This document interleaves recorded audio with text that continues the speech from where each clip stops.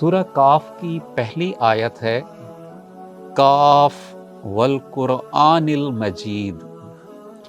اب اس آیت کے اندر آپ دیکھیں گے کہ قرآن کے لیے المجید کا صفاتی نام استعمال ہوا ہے۔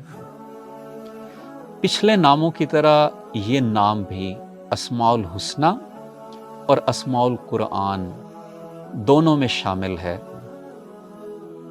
المجید کا جو لفظی معنی ہے یا جو مطلب ہے وہ ہے بزرگی والا، برتر۔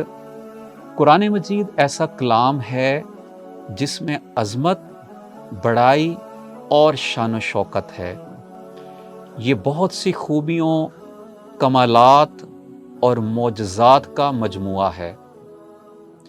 یہ اب تک نازل ہونے والی تمام آسمانی کتابوں میں سے بزرگ و برتر ہے۔ انسانی زندگی کے اعمال اور قوانین کے لیے رہنما اور فوقیت ہے۔ قرآن مجید کے احکامات پر منوعاً عمل کرنا ہم سب پر فرض ہے۔ اللہ ہمیں اس کو ماننے والا اور اس پر عمل کرنے والا بنائے، آمین۔